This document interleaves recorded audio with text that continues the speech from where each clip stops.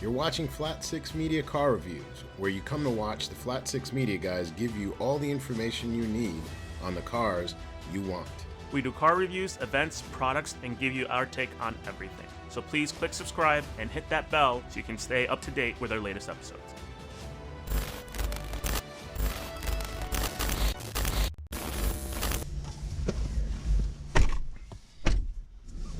Oh wow, I didn't notice this before, but really nice welcome sequence. Your dials rev all the way through the rev count, your seat moves in, your steering wheel comes back into the last position. Loving it. For nearly a decade, the QX60 has been at the top of the family hauler segment. Over the years, we've seen some modest changes in horsepower and torque, and even more subtle are the changes to the interior and exterior. So how does the QX60 stack up against the competition? It still holds a generous value prop with its elegance, comfort, and reliability. Maybe keeping this puppy low tech all this time has had its advantages. Never mind. It's time for Infiniti to make a change. A new generation that's going to have to put up or shut up if they plan on sticking around as a brand. Sales show this is their cash cow.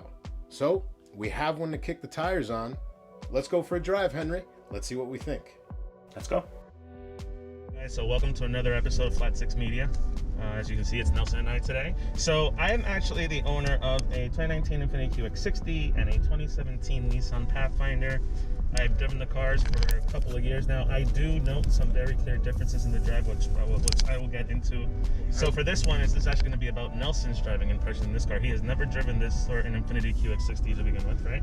The immediate impression of getting in, sitting down in the car, I have to tell you, the seats are everything. The positioning is great. I feel just even more so relaxed in my hips and my lower back. Like the support is really nice, nicely bolstered. The cool thing is that what you're actually talking about here is Nissan anti-gravity seats. Right. That just came over into the Infiniti brand as well. Right. And they did a lot of testing and design, and I've only owned Nissans for several years now, so these are the seats that I know. The Infiniti QX60 is bringing 295 horsepower and 270 pound-feet of torque. It's pretty good. It's decent. I love the gauges. The gauges are something the Nissan Infiniti brand does really well. You know, it has like nice colors, and the center cluster has a digital 3D image of the car, which is pretty cool. Pretty nicely well done. Layout, as you're right, everything is easy to get to.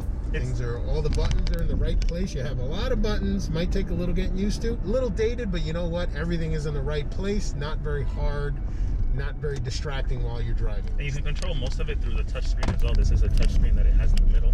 Right. But my wife who drives this car, her number one qualm about this whole vehicle and this cluster is how far away the climate button is to the driver. And she's like, I hate having to reach over to touch this thing. I naturally want to hear a little bit closer to me. And the Pathfinder, because it's a little more updated, it's a lot more intuitive in that regard. Right. Comparing this to like what I drive in the Pathfinder, where I would tell you, for me, it felt more like a sedan. It is a little bit smoother. It's more comfortable. It's the same engine between the two vehicles. The feedback is, or at least the power, is delivered better. I'm being a lot more gentle on the pedal than anything that I'm driving right now. To be fair, I do have you set in sport mode. Oh, thanks, Andy. Yeah, but that explains a lot. Yeah, but what I'm going to do here is I'm going to take some of the fun out of it, and I'm going to put it in eco. I want you to hit the gas when you get here, and you'll see that it's going to be a little numb, a little delayed, because it's trying to conserve as much as it can. Oh, there it is. Okay, so this is what I'm used to. Right. More of the, there's a little bit of lag, a little bit of depth in the pedal. Before, as soon as I touched the pedal, it was just jumping forward. Right. Where right now I have a little bit of slack in the pedal, I can push. It's kind of more what I'm used to, which is interesting, that the Eco is the equivalent of a 4-cylinder. Other things to talk about. The braking input is lovely. Good pressure, it's not too far of a throw, responds very nicely, just on a simple tone on the brake. For me, it's weird, but I am keen on not only what the acceleration pedal feels like, but also what your braking throw feels like when you're stepping on these pedals. And for me, this actually feels like there isn't much getting used to when you get in the car. You just kind of get in and go, and the comfort is there. It has good turning radius, a good on-center feel, even when you're on the road. For many people, having a luxury vehicle is clearly about status and how it makes you feel. With the QX60, that was Infiniti's focus from the start. Commonly, Infiniti does shoot for performance, but here, it was about luxury, not speed, although no slouch. So why buy it? Why spend an additional $15,000? The Pathfinder is the same car. The Pathfinder these days is more of a utility truck. Well, kind of more like a car. Kind of more like a minivan.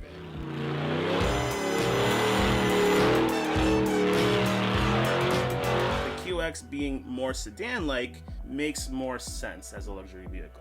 I get into cars like this and I tell myself all the time, I don't need an SUV, I don't want a family hauler. It's the comfort, fit and finish, has plenty of power.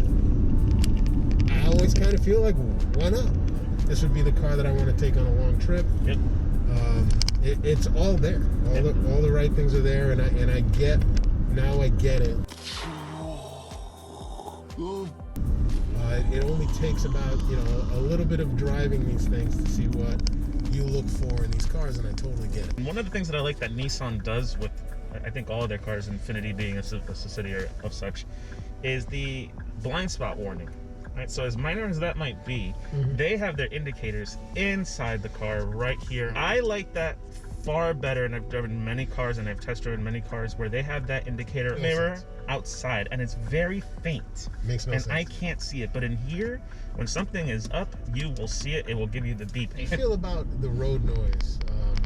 Like, all cars have it. It's all dependent on the tires, your level of comfort. The road noise between this car and, let's say, the Pathfinder, which is similar. This is a little bit more sedate, yes, absolutely. So I've only driven this car, I would say, for a fraction of a second the first time I ever drove it. Now that I've had a little bit of time to sit behind the steering wheel, really get the feel for what it moves around like on the road. Yes, my initial reaction was very numb, kind of a little heavy. It's just a supple people mover with some power to it. Yeah.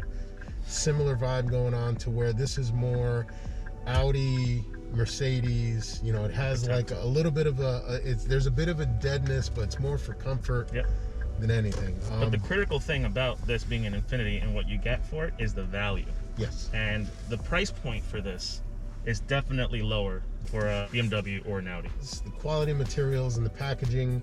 I think it's a really good deal. Yes, it's aged a bit in comparison to its competitors, but I still think that it fits well in the segment that it's in. It's priced appropriately. Comfort's great, power's there, utility and room, all there.